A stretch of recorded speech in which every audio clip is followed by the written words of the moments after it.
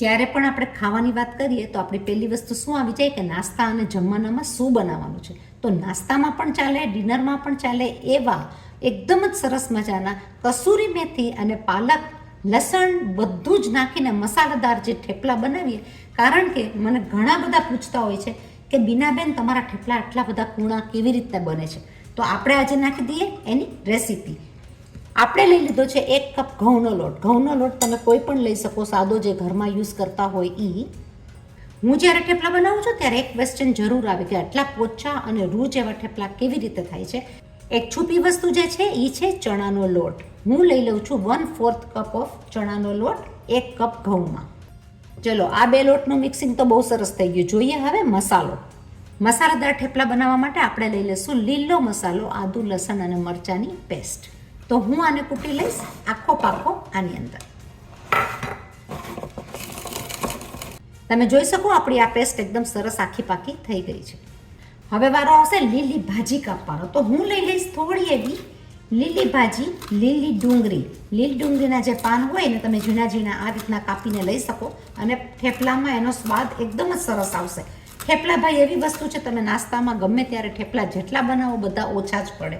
મેં લઈ લીધી છે બીજી થોડી કાપીને ભાજી પાલકની. એને કાપી લઈશું આપણે એકદમ ઝીણી ઝીણી પાલક.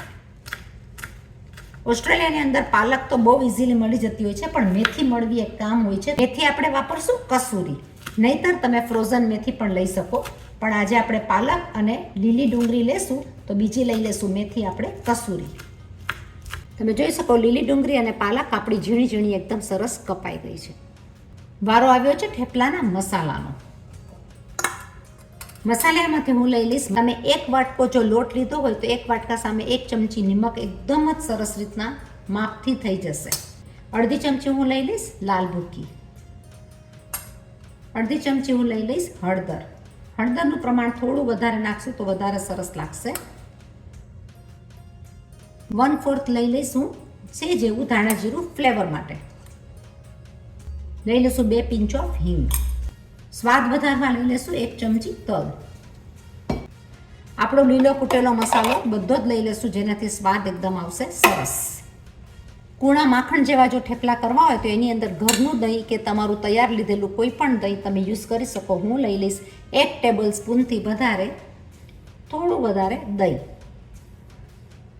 ખાલી ભાઈ દહીં નાખવાથી થેપલા કોઈ દિવસ કૂણા અને માખણ જેવા સોફ્ટ નહીં થાય. હું લઈ લઈશ 2 થી 3 ટેબલ સ્પૂન જેટલું તેલ, જેનાથી થેપલા બહુ જ સરસ થાય.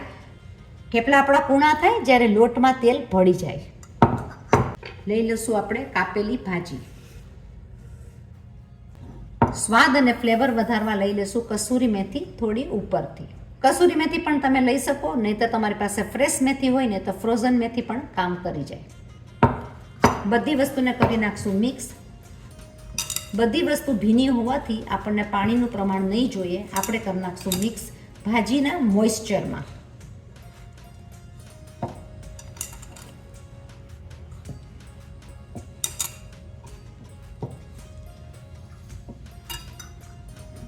આની અંદર લોટ બાંધવા માટે મને 1 કે 2 ટેબલ સ્પૂન જેટલું જ પાણી જોશે. હું લઈ લઈશ થોડું કાટ મારીને પાણી. થેપલાનો લોટ બાંધતા બાંધતા એ વાત જરૂર થાય કે આની અંદર ગરમ મસાલા કે તીખા બીજા મસાલા નહીં જાય. જેટલા સાદા મસાલા હશે એમાં જ લોટ એકદમ સરસ બંધાઈ જશે અને લાગશે એકદમ સ્વાદિષ્ટ. તમે જોઈ શકો આપણો લોટ એકદમ સરસ રીતના બંધાઈ ગયો છે અને ભાજી પણ એકદમ સરસ મિક્સ થઈ ગઈ છે. તો આપણી આ રેસીપી થશે હેલ્ધી ભાજીની. પાલક, મેથી બધી જ ભાજી આવીને એકદમ સરસ મજાના કૂણા માખણ જેવા થેપલા. 1 વાટકા લોટમાંથી આપણા આટલા થેપલા સરસ રીતના થઈ જશે. આપણે આપણા કેમેરાને ખસેડીને જોઈ લઈશું કે આપણી તવી ગરમ મુકાઈ ગઈ છે, કારણ કે આપણને જોશે તવી એની અંદર ગરમ. અને આપણે વણવા માંડશું અટામણ લઈને ઘઉંનો અટામણથી મસ્ત મજાના થેપલા. જ્યારે આપણે થેપલા વણવાનું ચાલુ કરીએ ત્યારે એક વસ્તુ યાદ આવે કે ઇન્ડિયાની ટ્રેનમાં જેટલા પણ થેપલા લઈ ગયા હોય તો આજુબાજુના બધા જ ખાય અને થેપલા ફટાફટ થઈ જાય ખતમ, પણ ઓછા પડે. શું કહો છો તમે, સાચી વાત કે નહીં? આપણે થેપલામાં અટામણ જરા જરા લઈને વણી નાખશું મસ્ત મજાના ગોળ. થોડું થોડું ઘઉંનું અટામણ લઈ આ રીતના આપણે વણી નાખશું બધા જ થેપલા. વણતા જશું, કરતા જશું. કેમેરો મૂકશું તવી ઉપર. તવી બી તપીને સરસ મજાની તૈયાર થઈ ગઈ છે. તપેલી તવીમાં આપણે લઈ લઈશું તેલ. તેલ ને ઘી પણ લઈ શકો, આપણે કરી નાખશું તેલથી.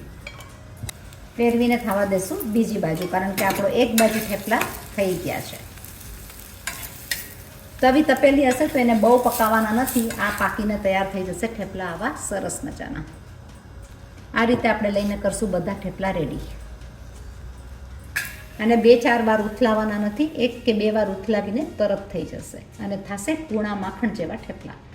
ચલો ભાઈ, આવી ગયું પ્લેટમાં લેવાનો ટાઈમ, એટલે કે પ્લેટિંગ કરવાનો ટાઈમ. તો હું લઈ લઈશ થેપલાની સાથે દહીં, થેપલા સાથે તમે ચાય પણ લઈ શકો. આપણે લઈ લઈશું બાફેલા ગુંદાનું અથાણાની રેસીપી આપણી એકદમ જ સરસ પડી ગઈ છે. લઈ લઈશું બાફેલા ગુંદાનું અથાણું. આપણે આપણી ડીશમાં લઈ લઈશું થેપલા. જોઈ શકો કે એકદમ જ સરસ મજાના થેપલા દેખાય છે, લાગે છે. અને કહેશો ને કે ચા સાથે કે દહીં સાથે, કોઈને પણ જોઈને મન થઈ જશે આ થેપલા ખાવાનું. બનાવજો જરૂર. થેપલાને તોડીને આપણે લઈ લઈશું અથાણાની અંદર. ખાવાની મજા આવી જાય કે નહીં, કોમેન્ટમાં જરૂર લખજો તમે ક્યાં આગળથી મારા વિડીયોઝ જુઓ છો અને આ રેસીપી તમને કેવી લાગી. મળ્યા પાછા બીજી નવી રેસીપી સાથે. ત્યાં સુધી stay safe and bye bye.